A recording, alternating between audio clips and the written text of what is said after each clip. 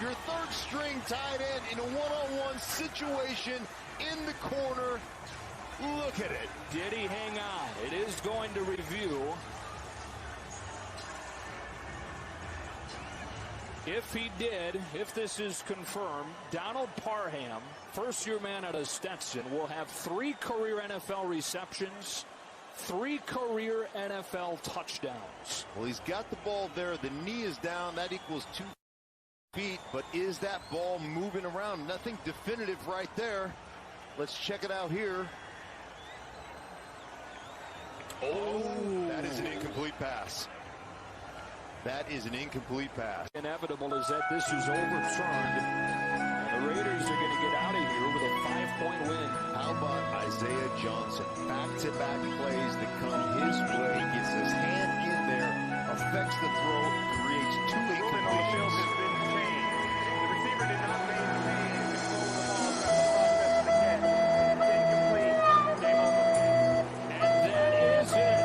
The Raiders 31, the Chargers 26. With a memorable finish. And another late loss for the Chargers.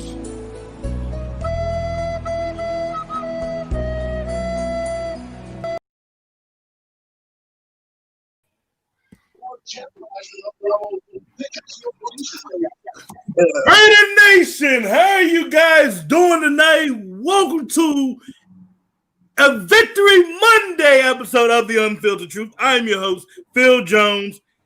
My boy, Phil Robinson, here with me. It is our little special thing that we're going to be giving back to each and every one of the fans for tuning in for the Unfiltered Truth each and every day that we have an episode. This is Fan Appreciation Month. So we would like to introduce to you guys Mr. Kristen Dean. How are you doing today? Nevin Lawson couldn't fucking cover us. Probably not. But it's good to see. It's good to see that Nevin Lawson is what's on your mind. This fresh into the show on a Victory Monday.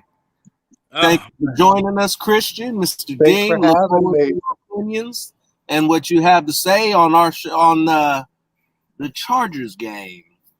Fuck the Chargers first off. As always. Yeah. Man. Why do we got to make it interesting every freaking week? So would you have it any other way? Every once in a while, it'd be nice for not to have to panic. Nah, that's true. You know, getting your pulse checked every second, making sure you're not having a heart attack or a stroke, whatever you want to list. My big ass died twice in them final 2 plays. You know, Christian, I don't blame you, man. I mean, everybody basically did. It was like your heart was racing. You were like, I'm about to see the light, Lord. Not today. And then all of a sudden you find out it's an incomplete. Everybody just like, is it over? Did I die? I was just waiting for us to screw us too, like they usually would. No, you know,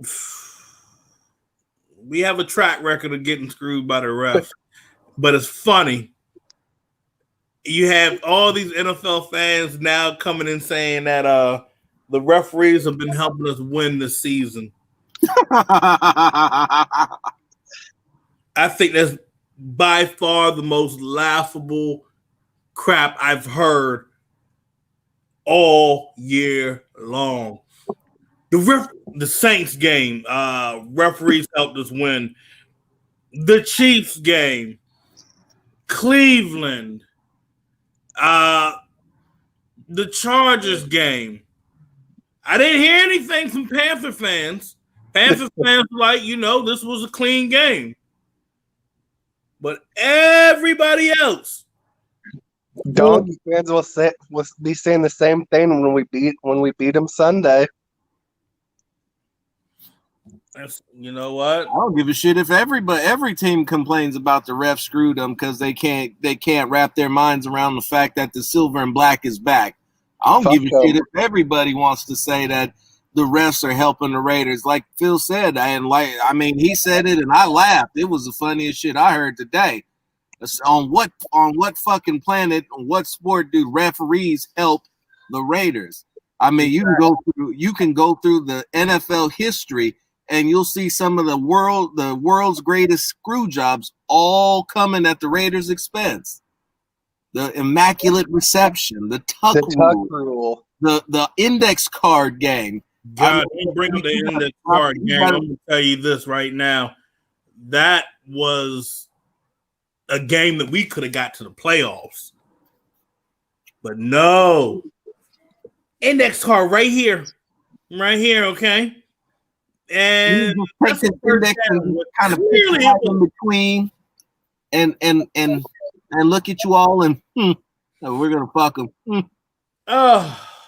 You see Atlanta just waved Tack McKinley? Yes, Tack McKinley was released, but the question is he going to be productive? The answer would be no. Probably not in our arms. Probably not in our stellar defense. With his stats, he fit right in. That'd probably be par for the course. Be a nice even swap for Arden Key. Actually, it wouldn't be because he still got a sack on the season, which is more than I can say for Key. Oh, man. Man, I thought Arden Key was going to be something when we drafted him. Yeah, so did I. We were all looking for Arden Key to be this guy where he's getting at least 8 or 9 sacks. He's this beast edge rusher off the side where he's bending and everybody's like, oh, yeah, man, this is what we need, blah, blah, blah. But all of a sudden, Arden Key right now this year, he only got 2-3 tackles. Hasn't done a damn thing. You know who you remind me of right now? He's MIA way more than anybody I've ever seen. Oh, my gosh. He has not been that good. Period. Nope. He's been ridiculous. Like it's a head scratcher. He had the nerve to come out in that interview and said that, oh, we don't need a Jadeveon Clowney. Apparently we do. Apparently we don't, because Jadeveon Clowney is sitting right on the injured reserve list, right along with Key. Guess we don't need him then. No, the one I can't wrap my head over is we signed David Irving, but he's not in football shape. How the hell is he going to get in football shape if he ain't playing? Better be running his ass in practice. That's what he needs to do. From what I heard, he failed the conditioning test, which is the only reason why he's not playing. I hadn't heard that one yet. Oh, welcome to the Unfiltered Truth. We break news over here. We break the good shit. Nevin Lawson needs to be benched for Isaiah Johnson. I find it hard to believe that Lawson's better than Nixon or Johnson. See, and here's my thing with Nevin Lawson. This shrimp midget I can't stand. And I'm gonna tell you a little fun little story that happened with Nevin Lawson back during the bye week, because he got punked. Running his mouth, saying he gonna try to square up with somebody over in my neck of the woods, and no, you ain't about that life. All you're gonna do is get burnt. I'm gonna cross you up. You're gonna get burnt, and that's what happened to him against Keenan Allen. He got burnt too many damn times. What's bad? Thank God we did have pressure on defense, because I went back and looked. Herbert should have destroyed Nevin Lawson. Didn't get the time. So thank God to our D line for putting in the work. Thank God, because Lawson was going to probably get shredded up for about 200 yards. It doesn't seem like we blitzed it all that final drive. And that's why they drove straight down the field. Yep. That's exactly why they drove straight down the field.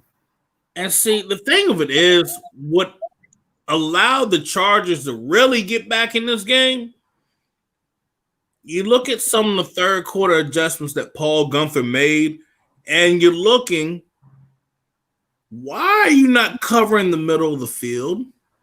Because he's a dumbass. Well, yes, he is a dumbass. And they actually weren't blitzing during that time. During what period of time you said? The second half, or did you? We're going towards later third, fourth quarter.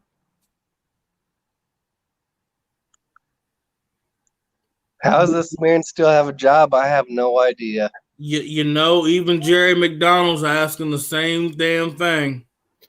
He must got something on Gruden nobody knows about. Because it's not for his stellar defense. You know, they changed the scheme. You know, I thought that changing the scheme would help, and you saw some positive, but then you go back and Phil, you actually said this yesterday morning. If you end up holding on to Paul Guenther, he's going to continue to try to slide his own scheme in. Mm-hmm. His scheme's trash. It is. The scheme is not trash. The way that he applies the scheme is trash. When you look at Alabama's defense, when you look at the Patriots' defense, that's what he's trying to emulate. What I said yesterday was the problem is that he strays away from the player personnel models that fit into that scheme. None of the guys that he has are the proper size, the proper weight, with the proper ability combination to fully execute that scheme in its entirety. They don't get enough pressure off the front four for them to be dropping 6 guys in coverage. They don't get enough pressure off the front four, they don't have good enough coverage in the linebacking core for them to be blitzing all the time. Because honestly, the best coverage linebacker on this football team is Nick Kwiatkowski.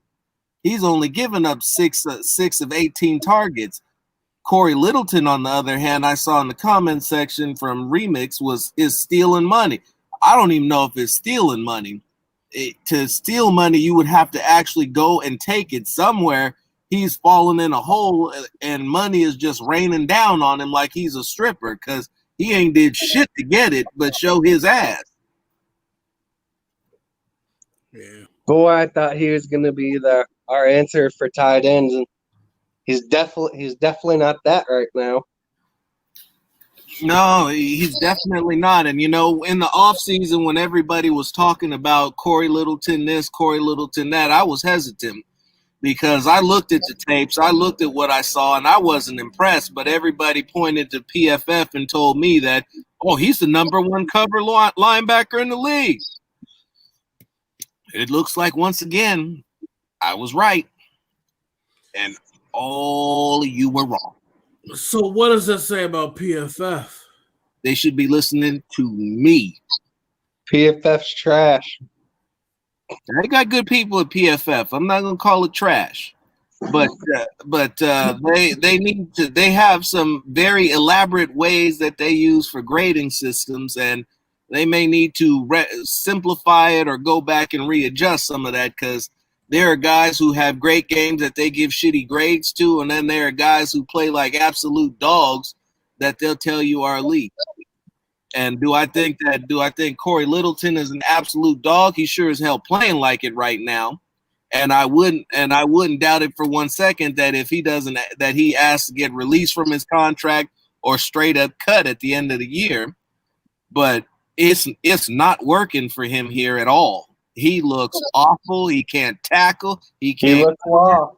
He can't. If just the words "he can't," you should just put Littleton's name right next to it, just right after "he can't."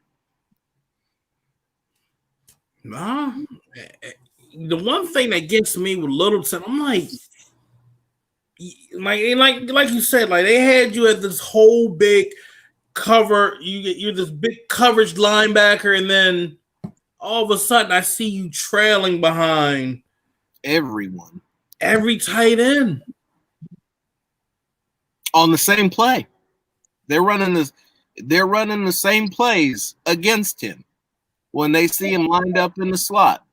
You run a receiver in motion, fake a stretch to that side, and then cross the tight end across, scrape him across his face, wide open underneath. Yeah, that's outrageous. Like that, you're seeing that basically what Kansas City used with Kelsey. Every other team has started using that against them. And that's starting to become a problem. And see, here's my other thing right here. What happened to McMillan? You know, we traded for him. Who? We got a guy named McMillan on the team. I ain't seen his ass. Where's he at? Not on defense. Milk cartons. Somebody put out an APB for Raekwon, the chef. Because I'm just trying to figure out like what is going on with that. Like you hyped them up and then nowhere to be found. No, Teron, you work with us. You're not a fan. Why you do that to him? I just had to tell him the truth. We get real unfiltered around here. I know, right? But I mean, it's starting to become a problem that the Raiders pick up these guys and we have them inactive or they're getting a limited amount of reps. And you're wondering, like, damn, what's going on? Like, is he hurt? Does he not comprehend what's going on? And then maybe I'm starting to wonder, is it just defensively, is it Gunther just wanting his favorites in? Yeah, that is what it looks like. He looks like he would rather die with his guys and his scheme than even stop to consider coaching to the talent. Because I'll be real here. That drive, I would have actually felt comfortable with Morrow and Kwiatkowski. I saw life in Morrow. Morrow was trying to like make stops in the back of the line of scrimmage, try to keep dude on inbounds. Just needs to wrap up a little better. But, you know, he flew right over there. Kwiatkowski was on the tight ends in the middle of the field and had them shut down. They were only averaging probably about, 3 yards a catch. And before we move past that, let's just stop and say Kwiatkowski's been playing like an absolute madman out there. He's an animal. Turnovers. He's shutting down the passing game. He's stonewalled Tyrod Taylor on the goal, practically on the goal line, to prevent them from scoring the 2-point conversion and pulling even. He has been a guy. He's been everything as advertised for this defense. And when you look at building blocks moving forward, he needs to continue to be on this team because he is doing his job. He's doing he's doing everything that's asked of him, and he's doing it for half the price that Littleton's getting, half the money Littleton's getting. Literally half. Yeah. Sam Young finally made it through an entire game. That was a wing and a prayer right there. I couldn't believe my eyes. I said, listen, they wrapped his whole body in duct tape, from head to toe, just all wrapped up in duct tape. I heard it was Gorilla Glue, bro. That was probably what was holding the tape together. But they brought Mr. Miyagi back from the dead, and he was like, "Oh,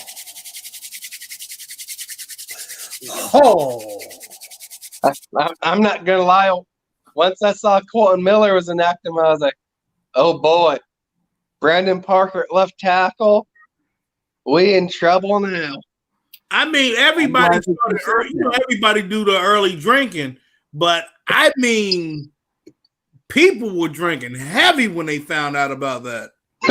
Listen, can we pull the comment at the bottom there, Phil? Hold on, just 1 second there, Christian. It doesn't matter what your name is. Now we can continue. Why you do him like that? Because that's a Charger fan in our midst. Oh, fuck the Chargers. He trying to convert to being a Raider fan. Now, fuck that. We don't want that here. See, Christian catches on fast. Oh, but Brandon Parker actually held it down. I couldn't believe it down. Actually, but Brandon Parker has been solid. I'm not going to step out on I'm not going to say nothing crazy, but he's been solid. He hasn't given up any a whole bunch of pressure. He hasn't been an absolute turnstile on the outside. They've given him some help. They've chipped. They've thrown tight ends. But even in the situations where he had to man up and do it on his own, he's got it done. The running game has actually been better with him out on the tackle. Here's a project when we drafted him. Is this him finally starting to put it all together? Could be. It's a contract year for him, so players seem to magically get it when money's on the line. Yep. I'm so nervous to say it. Then don't. I want to say it to let everybody know, like, oh shit, there's hope for him. But we got to knock on wood fast as shit. So, Brandon Parker hasn't allowed a sack. I didn't think so, but I didn't want to say that. No sacks allowed. I hope we didn't just jinx the poor man.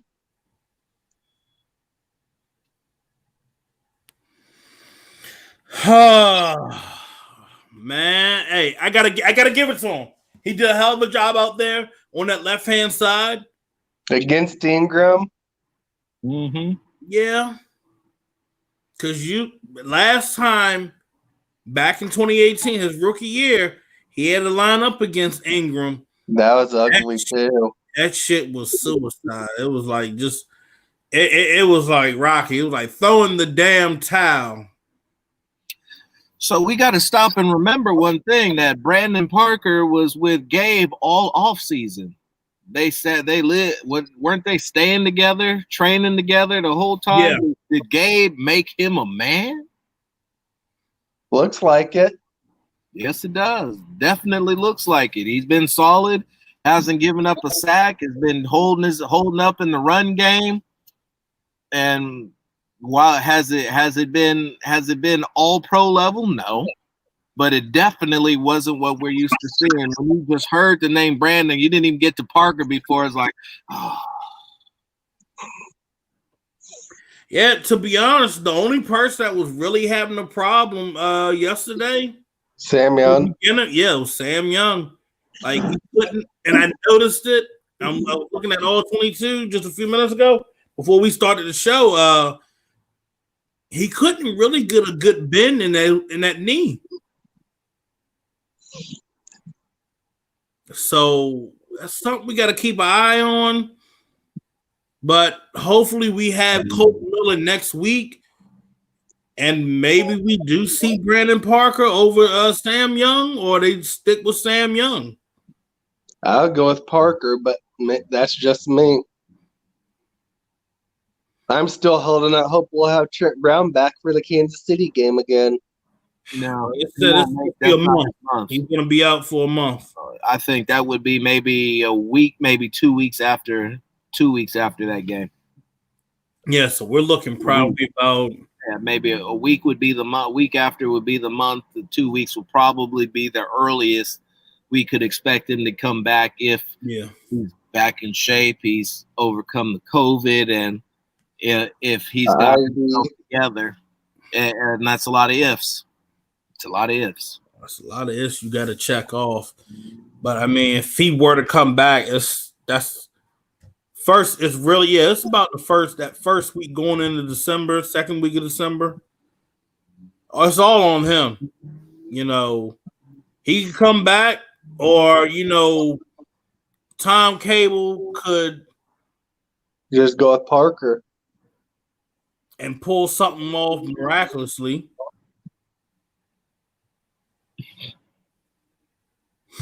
Hey man, Tom Cable, he's a work of magic. He's the magic man. Yeah, right now he's looking like the best coach on the roster.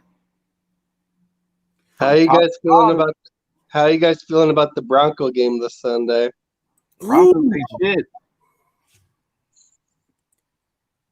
Play aggressive. And if your adjustments are working in the first half, don't change it in the second half. Yep. Continue to pound the football, do what they're doing, run the two-headed monster. Don't try to overfeed Josh Jacobs. Work Devontae Booker in. Let him continue to do what he's been doing, because he's been gaining confidence, and the speed that he's bringing to the field is and use them right. But most importantly, as long as they can continue to have Booker running to the outside and Jacobs on the inside, the running game will be all they needed to be and more. Yeah. Hudson, Jackson, and Good are killing it. I can't name an interior line that's playing better than they are right now. They are killing it. And as long as you can continue to run behind them and get what you're getting from the other two guys, there shouldn't be a problem. There's no reason why you should have to stop. I mean, Booker, he's playing into a contract going into next year. And this is great from what we've been seeing from him. And I'm going to tell you this. Booker's going up against his old team Sunday. He's going to want to shine. He's going to want to go all out. Mm-hmm. And what's wild, dirty. Booker had more rushing yards than Jacobs. He had 4 yards more than Jacobs yesterday. What he had 68, 69 yards rushing. Yeah. I'll be honest. I didn't like that signing when we did it, but he's making me eat my words. But this is coming out of Utah. Yesterday. This will piss me off yesterday. The running game was working the entire time. What? Those 4th and 2s, keep running that shit. Even if you didn't have Ingold. Now, I'm glad that you brought that up, Phil, and highlighted that, because we were talking about this very same situation roughly about this time last week, weren't we? Yep. When everybody was on my line talking about, why didn't you get creative? Why didn't you throw the football? Why didn't you run the play action? What did I tell them? Have you not looked at the way that the offensive line is blocking? Why the hell would you do anything but hand that ball off? And once again, he was right. It happens frequently. Damn, you're like there was no need. Even though Ingold had got hurt, they could have continued to run the ball, because when they were running the ball, even after he was out, it was like, shit, they can't stop it. They can't stop it. And you see, that's why I would have went for it on 4th and 2, because they had stopped us all game. I would have too.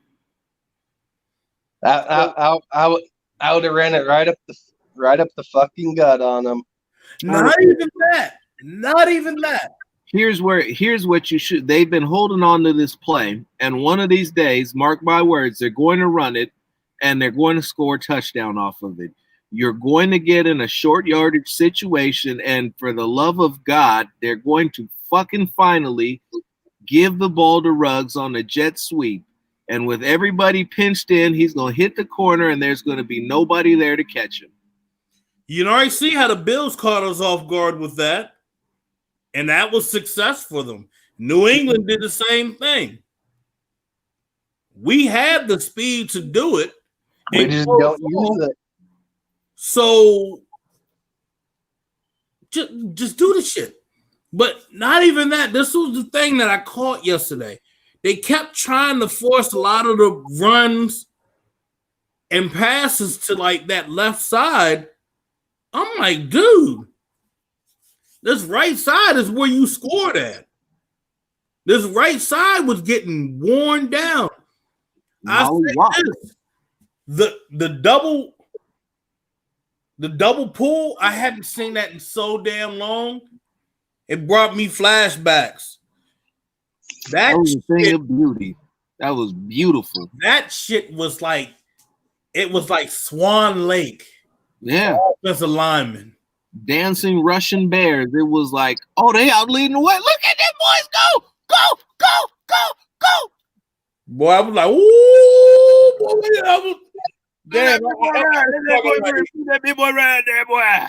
I had me talking like that. You talking about you run that boy over there. Oh shit! Now you go run in that over. You go stick that head on. No, boom, touchdown.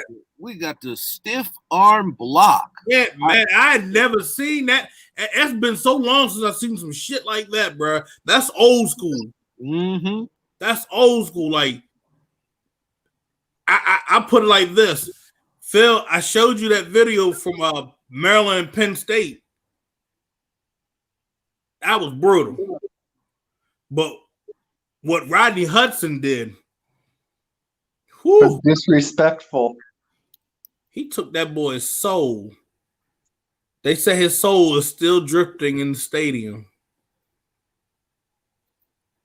But we come back to where we are talking about what the hell is going on with Carr and Ruggs.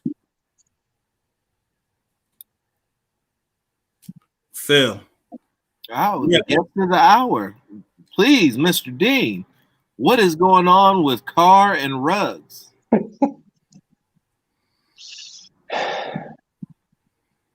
What do you want me to say? Your opinion. The UnPhiltered Truth. To me, it doesn't seem like they're clicking just yet.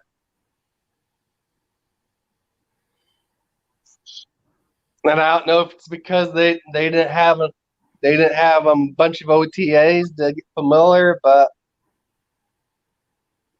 it don't seem like they're on the same page just yet.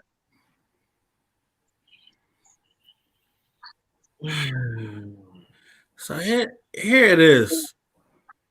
They got together at that damn park, running routes, throwing deep balls, getting in sync. They were running everything.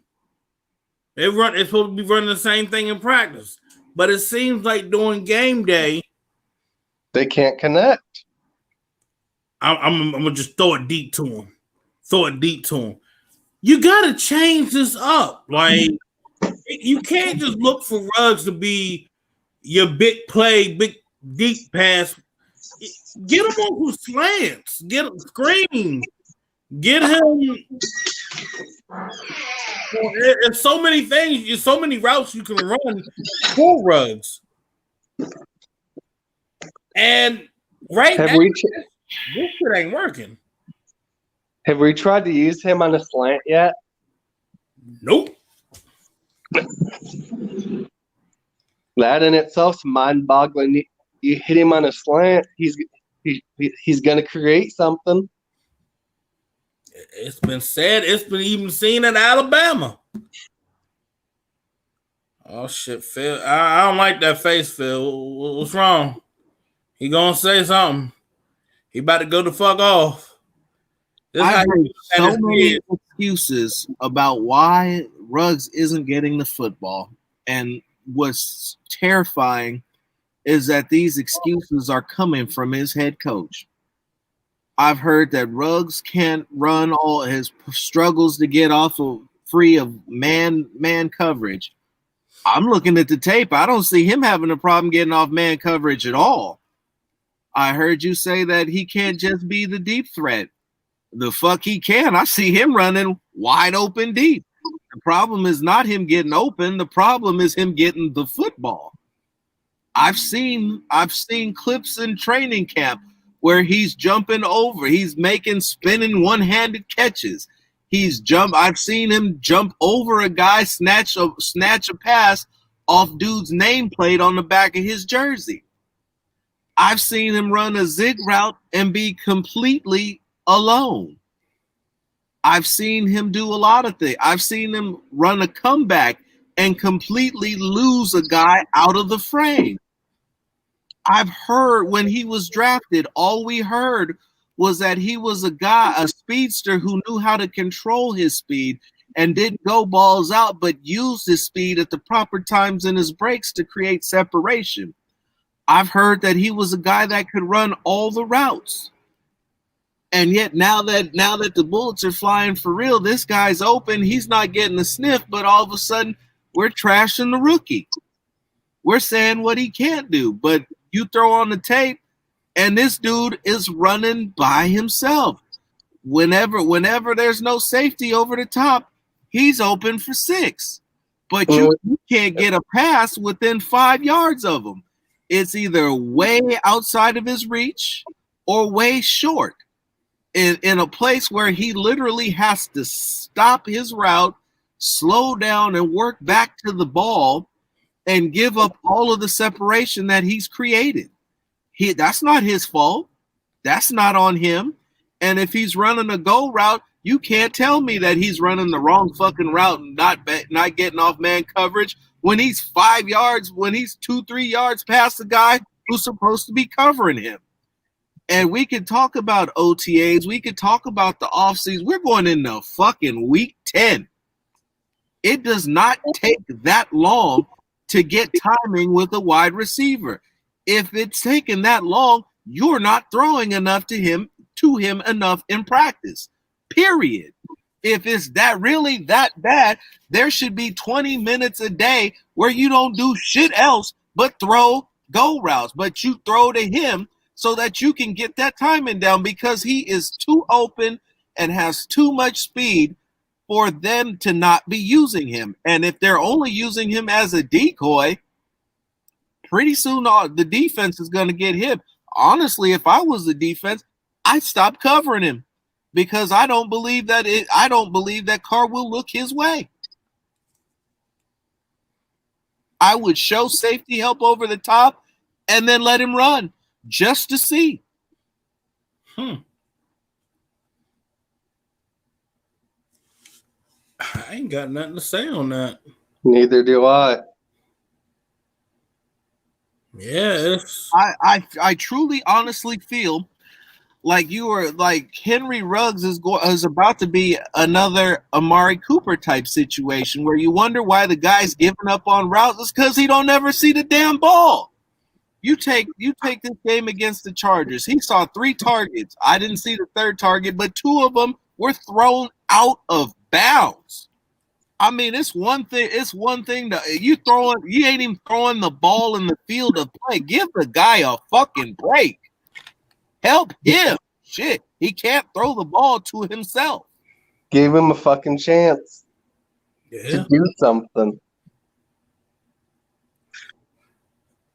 I haven't figured out why the hell Witten's getting more time than Foster. That's another one.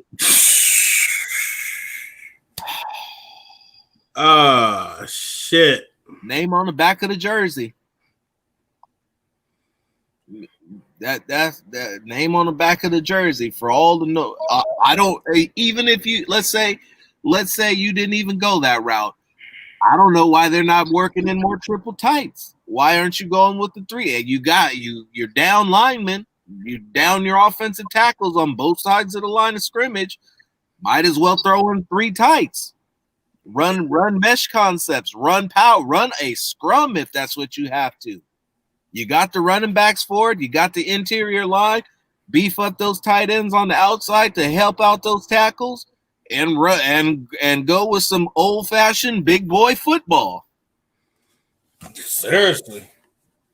Because they run that. I'm thinking to myself, damn, that's Josh Jacobs. That's heaven for Josh Jacobs. And when they start cheating, go on and run a play action and hit Darren Waller over the top. Go ahead and hit Foster Moreau on the corner route. Because Jason Witten, they ran the screen to Jason Witten, and that was by far probably the most pathetic thing I've seen on a football field in a long time. And that was all. It was like he caught the ball and he just stood there.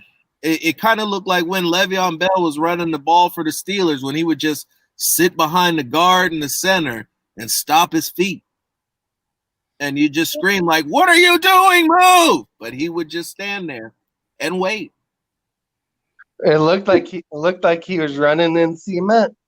He didn't even run. His feet didn't move. He was just literally standing there, and you were like, 2001, 2002. Whoa, there's his foot moved. He was trotting. It's like and you said the mesh, you said run a 3-sided mesh. Just leave Witten right there where you gotta go 5 yards, and that's it. Just sit right there, right in the zone.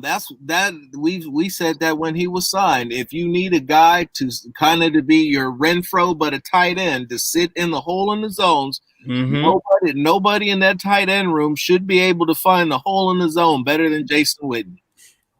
You know it's gonna be funny as shit, and I feel it's gonna come. We have 8 games left in the season, and I feel this moment's gonna happen. We're gonna bust out laughing.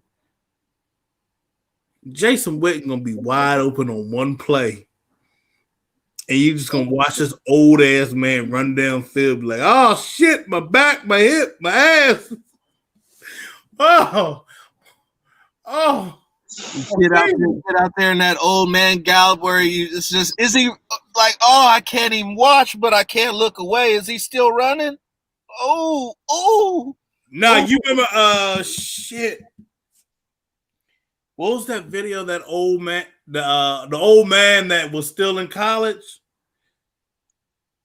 And the football team handed the ball all to him. Oh, yeah. I remember. Yeah, that was gonna be Witten. Whew. Hey, that old man gave it his all though, but I think him and Witten are running about equal 40 times. Hey, bro, nah,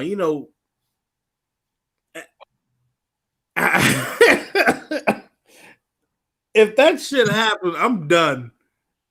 I would turn the TV off. I will walk away if I see Jason Witten wide open trying to run in for a score. If it's anything longer than 15 yards, brother, it's not going to happen. And he might die out there.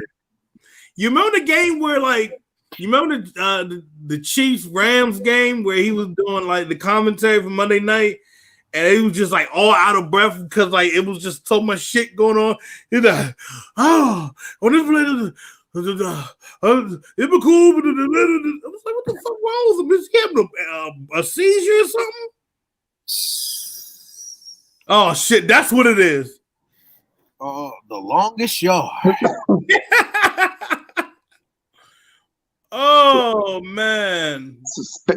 Speaking of Kansas City, I feel good about that game in 2 weeks. I do too. Rest assured, they will be bringing it. They will be. They will be coming, and they won't be. It won't be just no regular game. They will be coming for blood. They're going to be gunning for us. They are coming to make a statement, and you best believe that Andy Reid is trying to hang 100 on that defense. We're gonna have to win it the same way. Run the ball. Run, and run some more. Until they can try to stop it. And then just light their ass up deep. They couldn't stop Aguilar. They couldn't stop Ruggs. They were struggling to stop Waller. But the thing of it is, the Raiders right now, they have all the receivers back, and John Gruden loves to run multiple sets. So here's my thing.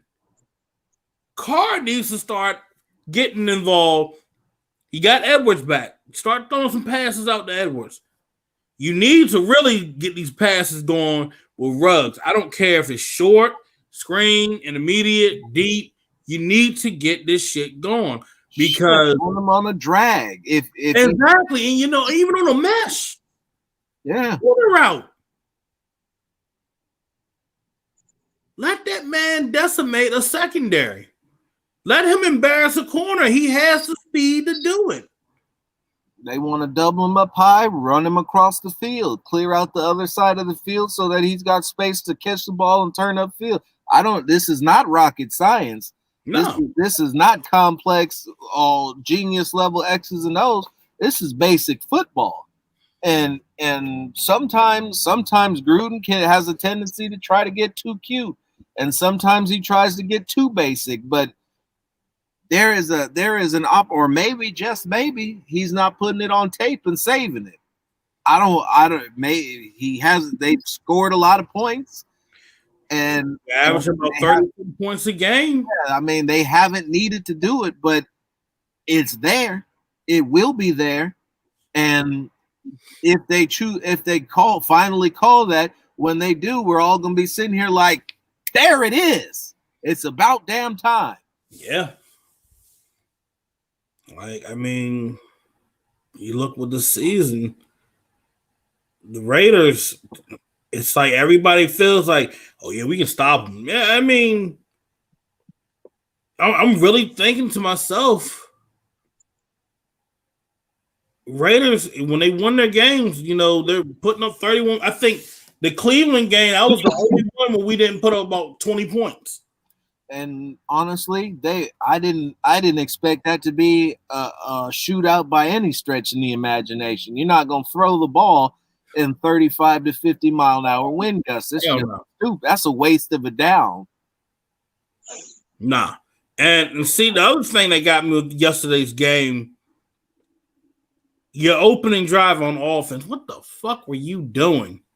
Back to back to back to back pass plays? What do you guys think of us trying to do something right before the half? I will never ever be one to criticize aggressiveness. I am aggressive in all manners of football, probably overly aggressive. I'll be the one to hold up my hand and say that's me.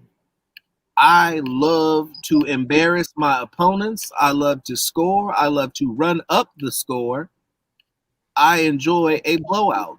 I enjoy kicking the other team when they're down and stomping on their necks just because I can.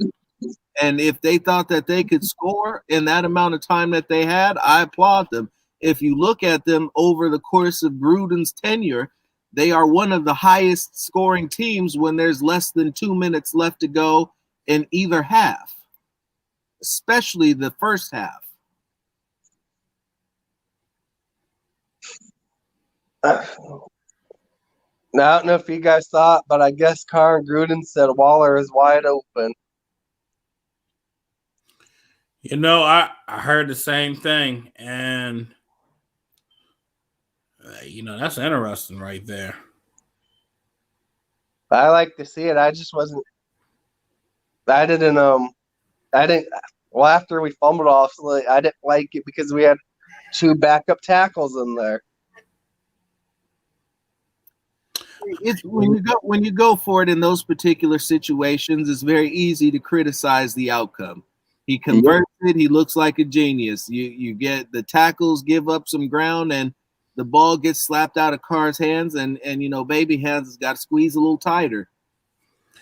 Yeah, baby. And hold that ball up higher than his belt level. I saw a stat about that. Since he's came to the league, I don't remember the exact number, but it's like 24, 25 fumbles. Oh my gosh, yes. In the league. He was wide open. Mm-hmm. I'm looking at it right here. He was, damn. He put a move on him too. Who is covering him? Nobody. The air. Hold up. That got cooked. The guy that was 5 yards behind him in either direction. Bro, he fell to his knees. Broke him off. He hit. It was like, bro, he hit him with like a Deacon Jones hand slap. Oh man, I'm enjoying this. The Jets are beating the fucking Patriots right now in the fourth quarter. dog. 27-17 right now. So check this out. On that play, finished. So check it ain't yet. On that play where it led to that strip sack. Brandon Parker took Ingram out of the picture. Even though Ingram got upfield, he had Ingram. He rode him out 4 or 5 yards. He rode him out. Yeah. Man. Yeah. Waller was wide open. Like that would have been 21-14. Because nobody else was going to catch Waller right there where he had him at. You're assuming he got a pass where it was in a place where he could catch it and run. Waller's always got to make an acrobatic catch when it was smooth sailing, like it was walk.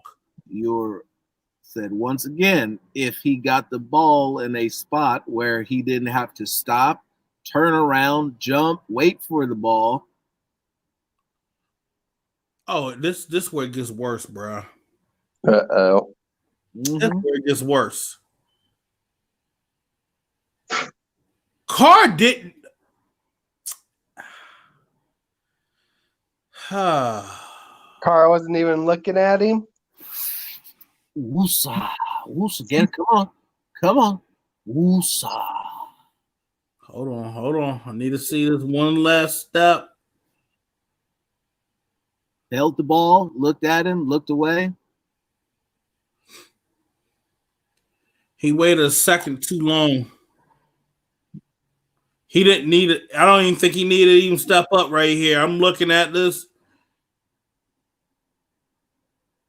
Now, he went like, he pumped. He pumped. The double clutch? Yes.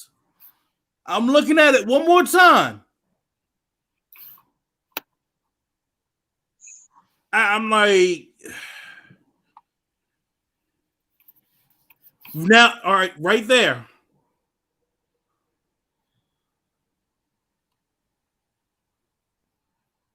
Well, 1,000, 2, 1,000. Oh my gosh, yeah. So, I wish I had it up there where I could show you guys. You know what? I think I can show you guys. Hold on real quick. I think I can show you guys. Y'all bear with me. Because this is Phil. I know this was like a score that should have happened.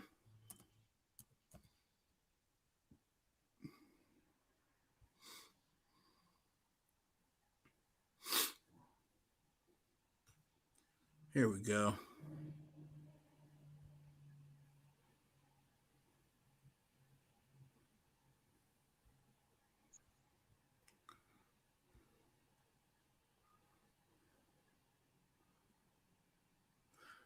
All right.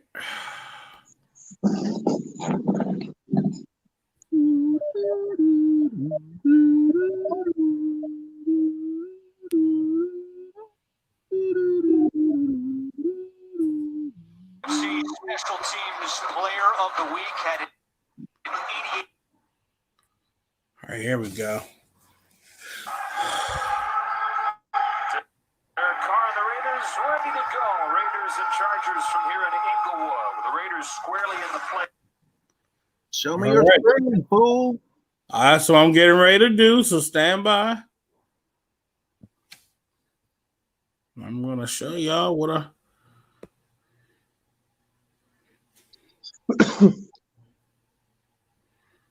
All right.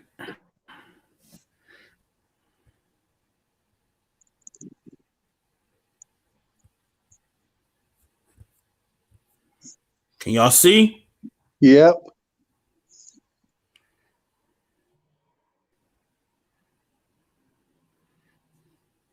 The camera guy. Here we go. Now you guys tell me.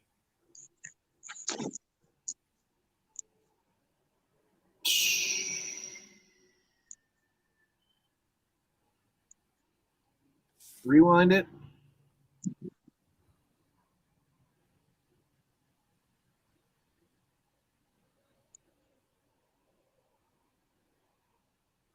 Now. Yep. Yeah. Double touched. He should have let it go. Yep.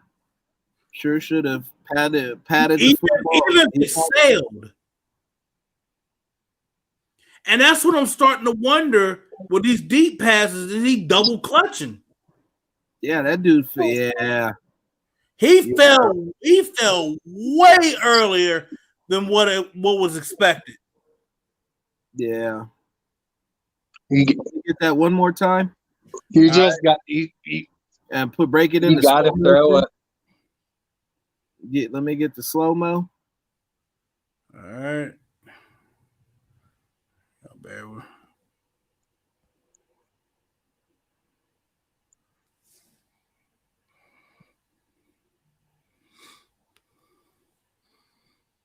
Y'all can see at the top of your screen, up top on the left, is Darren Waller on the outside. Darren Waller already put a move on him. Beats him. Top of the drop. Boom, ball ready. Throw it there. Ball should be thrown. Ball should have already been thrown. Yep.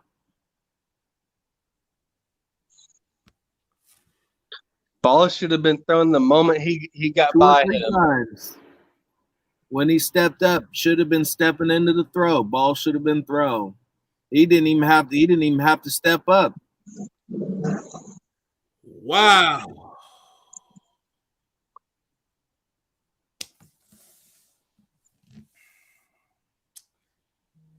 I mean that should have gave you guys a good understanding of what me and Phil Robinson been seeing over the years. But I mean, that right there, you would have went into the half with a score. Even if Waller did get stopped, you're set. You have a timeout with a field goal. You would have been in great field goal position. No, it would have been. They had time. Wasn't that what? No, that they had 12 seconds left, 12 and seconds. they didn't have a timeout. Yeah. So that's the stuff where I get frustrated is when some folks want to call it nitpicking. It's not nitpicking because that is stuff that is being left on the field. If you're going to be able to beat these teams that you have to play going forward, you have teams like Denver that can be a thorn in your ass right now. You got Kansas City. You got the Falcons. Even though they're 3-6, they're a good 3-6 team. The Jets, you saw what they did to us. Then you got the Colts. Then you got Miami. Miami is 5-3 with us. Then you got the Chargers again. And then you got Denver. So even though they say that you have the easiest record left on the schedule is not easy because you saw that clearly yesterday. And you seen what Miami just did when they switched to Tua. And I mean, damn, that's some entertaining shit that I watched yesterday with Tua versus Kyler Murray. I hope to see that battle again. And most likely the NFL wants to see that again. So they'll have them go against the Cardinals next year. But I'm going to say this right now. Stuff that is being left on the field where you can be running your score up to about 14 points, 20 points. It's going to come back and bite us in the ass at some point. That's why I said you can't leave shit on the field. And we do almost every week.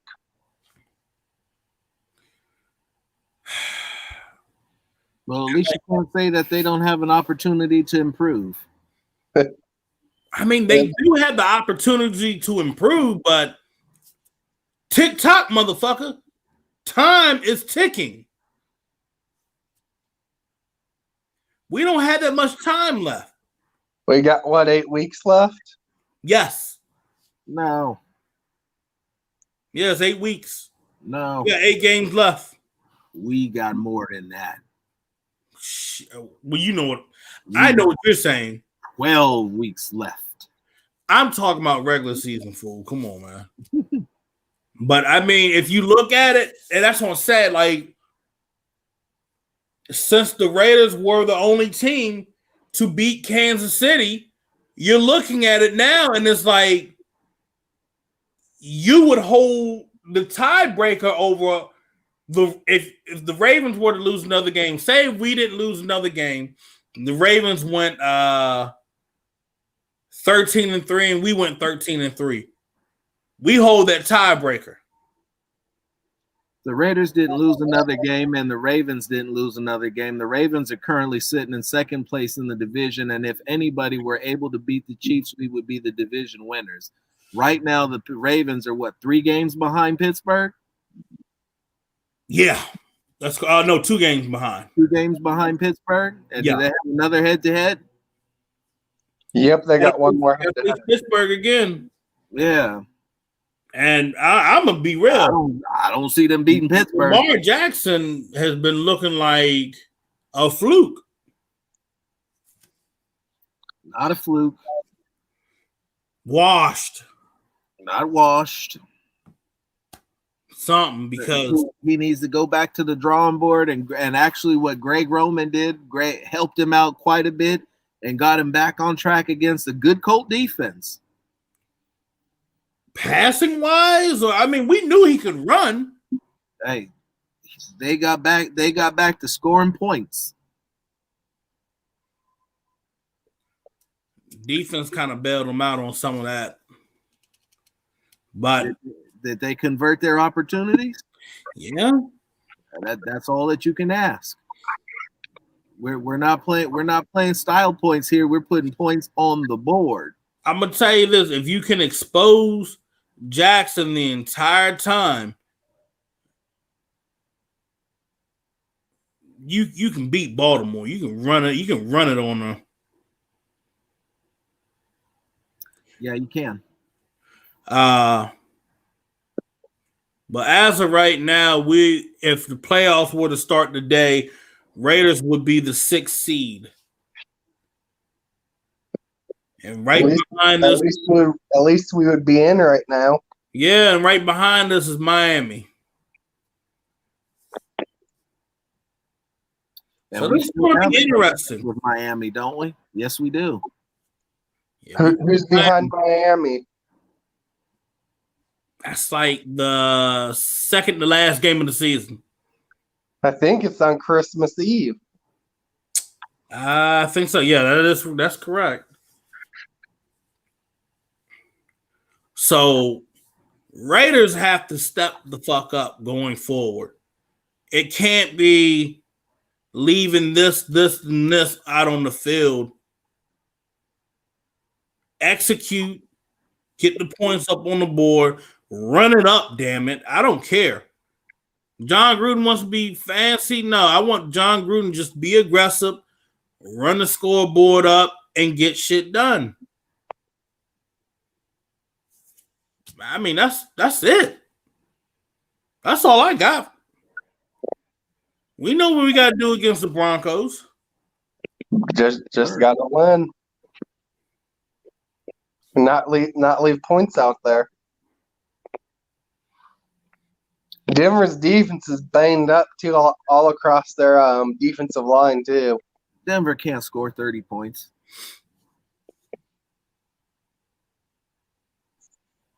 So that's why. Not even on our defense. Denver can't score 30 points. Their offensive line's in shambles. They're going to be without their tight end. The running backs are suspect. At this point, Philip Lindsay's is still trying to recover from that turf toe, and Melvin Gordon is a shell of himself. If they can find a way to get Drew Lock some time, he's got wide receivers. Yeah, he does. But their offensive line is leaving something to be desired. And while what I've seen with the Raiders blitzes is that why they're not getting home is timing. They are waiting on the ball to be snapped rather than anticipating the snap correctly. And that split second is the difference between coming free and getting picked up by a running back. No, you're absolutely right, man. You know what Abram's starting to remind me of is Troy Polamalu. Always around the ball.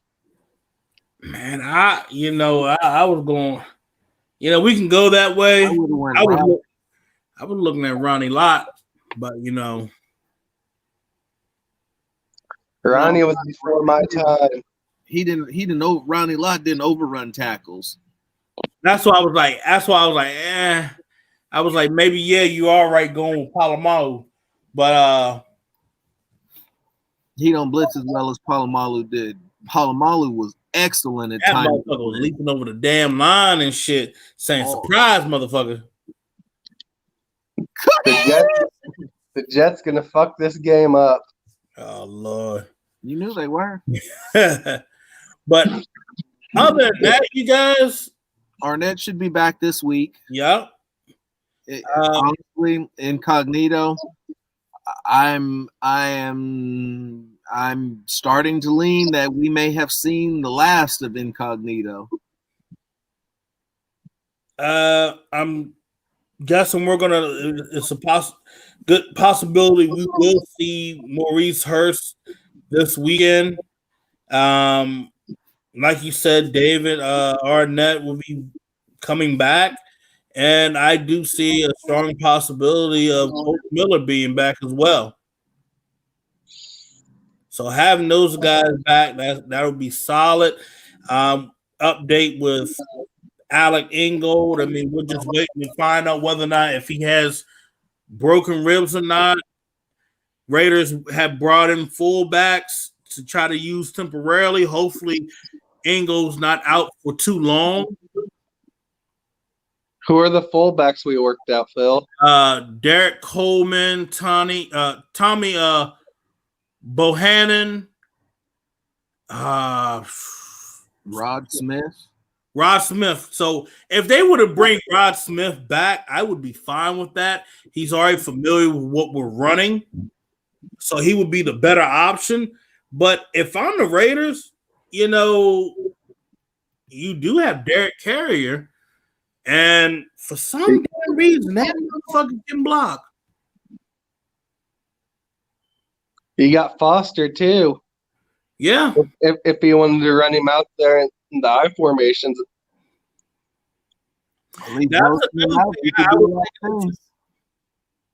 Huh? Have him out of the backfield. You can do a lot of things with him. That's what I was thinking. He could almost use him as like a Chris Cooley. He did some of that for Washington back in the day. Yeah. That's not a bad thought there, Christian. But other than that, you guys, hey, we're going to wrap the show up. Christian, It was fun having you on the show tonight, man. Hey, tell the fans where they can find you at on Twitter, social media. Raider E217 on Twitter, Christian Eric Dean on Facebook. Well, Christian, I appreciate you joining us tonight, man. It was fun. And remember, Unfiltered Truth fans, I will be doing random selections of who will be the next fan to join me and Phil Robinson on the Unfiltered Truth next Monday night. Stay tuned. Keep your DMs open, or we can send you a message. Remember, if you missed tonight's show or any of the shows, subscribe to the Unfiltered Truth on YouTube. You guys can give me a follow on Twitter, Phil Jones NFL, Phil Robinson III. And find Christian on Twitter at Raiders. Raider E217. 217. Thanks for having me, guys. Go Raiders. Appreciate it, bro. Thank you, Christian, once again for coming on and sharing your knowledge with us. He's Jones. I'm Robinson, and this is the Unfiltered Truth.